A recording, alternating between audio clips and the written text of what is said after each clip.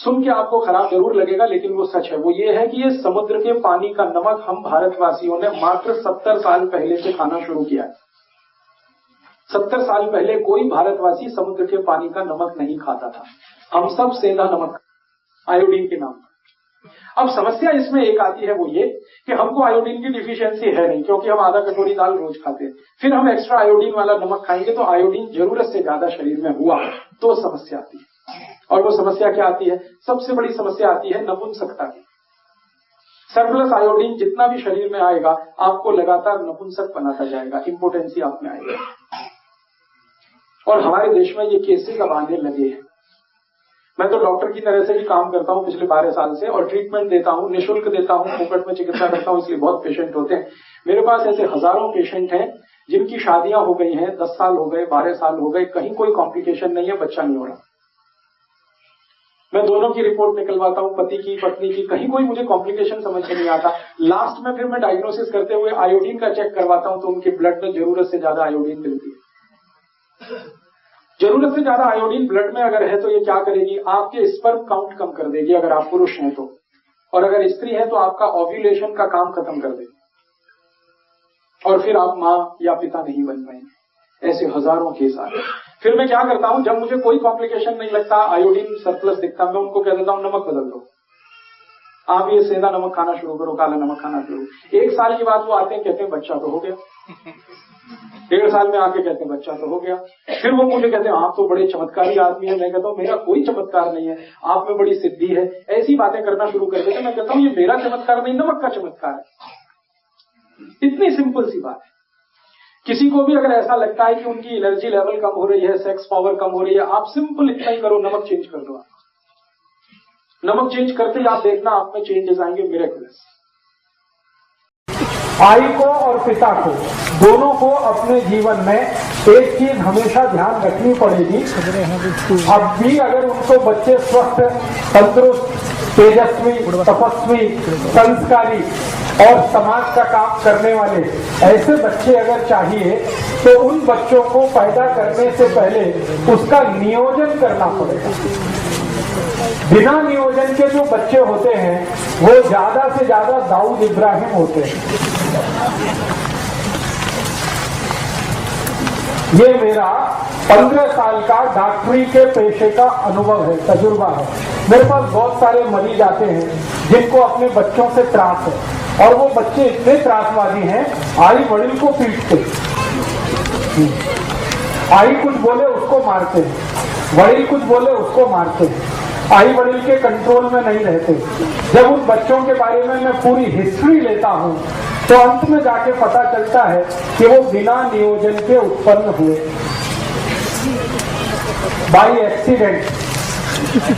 हाँ, तो मेरा आप सभी को ये विनम्र निवेदन है कि जिनको अपने बच्चे तेजस्वी, तपस्वी, संस्कारी, समाजकर्मी, राष्ट्रवादी, धर्म के प्रति श्रद्धा रखने वाले, भाई बड़ी की सेवा करने वाले ऐसे बच्चे अगर चाहिए तो उसके लिए नियोजन करना पड़ेगा। बिना नियोजन के वो बच्चे नहीं होते। सबसे पहला फैसला आपको ये करना पड़ेगा। जैसे आप बहुत सारे काम के लिए नियोजन करते हैं, घर बांधने के लिए नियोजन करते हैं। कैसे करते हैं? एक एक पैसा बचाते हैं, जितनी पगार है उसमें से पैसा काट काट के बचा के घर बांधने का नियोजन हमारा होता है। ऐसे ही हम नौकरी के लिए बहुत सारे नियोजन करते हैं, तो ऐसा ही नियोजन आपको करना है। ठीक है? अब नियोजन क्या करना? नियोजन करना है, ये पहली बात ध्यान रखिए। बिना नियोजन के बच्चे होंगे तो मैंने आपको बताया वो संस्कारी हो नहीं सकते। और आज के समय में दुख और दुर्दैव की स्थिति ऐसी ही है कि ज्यादा बच्चे बिना नियोजन के ही हो रहे हैं। इसलिए आई वड़िल भी परेशान है, समाज उनसे परेशान है, देश भी उनसे परेशान है। ये त्रासवादी, आतंकवादी, देशद्रोही, ये सब हमारे ही अपने बीच के बच्चे हैं। लेकिन ये कैसे त्रासवादी हो गए, कैसे देशद्रोही हो गए? बिना नियोजन के होने के कारण। तो नियोजन करना पड़ेगा। अब नियोजन में क्या क्या करना पड़ेगा?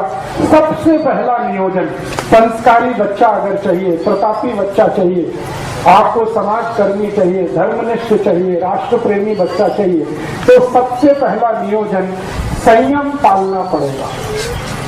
ये सबसे पहला नियोजन। बिना संयम के अच्छे बच्चे नहीं हो सकते, तो संयम आपको अपने जीवन में रखना पड़ेगा। और वो संयम रखने का तरीका क्या है? संयम रखने का बहुत सरल तरीका है, ज्यादा समय ब्रह्मचर्य का पालन करना। ब्रह्मचर्य संयम पालने का सबसे बड़ा तरीका है, सबसे आसान तरीका, ये ब्रह्मचर्य का पालन करना। अभी मेरा जो फिजियोलॉजी और एनाटॉमी का अभ्यास है, विज्ञान का जो अभ्यास है, उस अभ्यास के हिसाब से मैं एक जानकारी देना चाहता हूँ। इस जानकारी को आप गंभीरता से सुने, स्वीकार करें। स्त्री के लिए संयम पालना बहुत आसान है, पुरुष के लिए नहीं।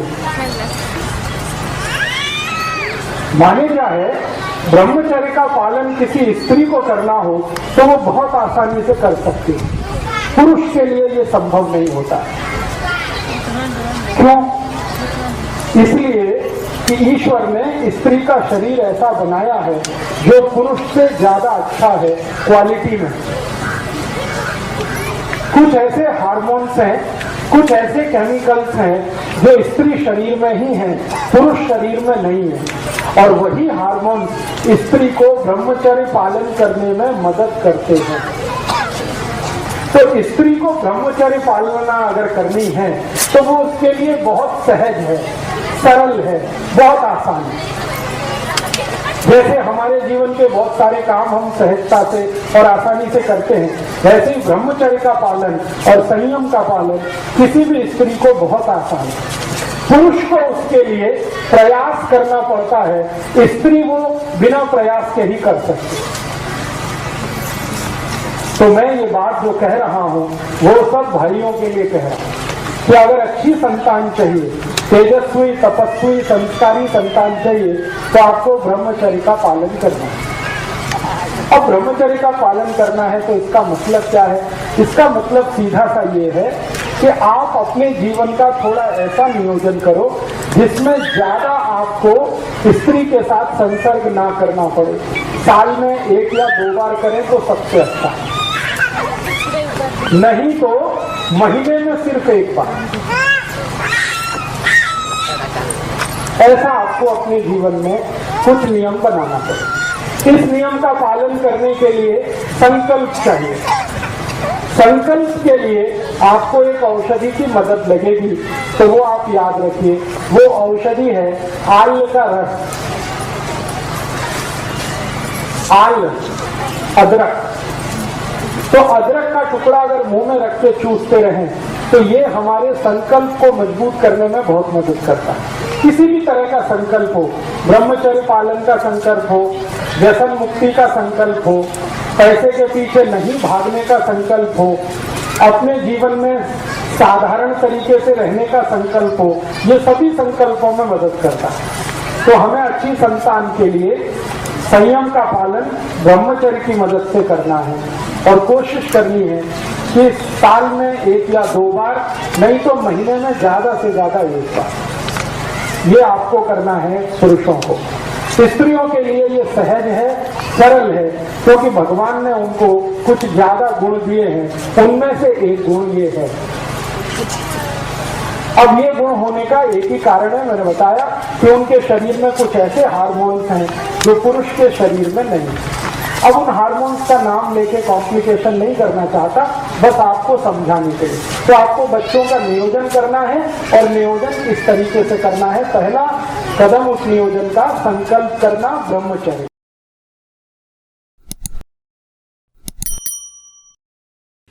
भारत में स्टार प्लस पे सबसे ज्यादा सीरियल दिखाने वाली एक लड़की है जिसका नाम है एकता कपूर। उसके सबसे ज्यादा सीरियल आते हैं। सौभाग्य से एक बार मुझे उससे बात करने का मौका मिला मुंबई में, तो मैंने उससे एक ही सवाल पूछा कि आपके जितने भी सीरियल हैं, सास भी कभी बहू थी, घर घर की कहानी, तेरी मेरी कहानी, इसकी कहानी, उसकी कहानी, ये सब सीरियल के प्लॉट्स कहाँ से आते हैं, कहानी कहाँ से आती है? तो उन्होंने कहा दिस इज ऑल इम्पोर्टेड।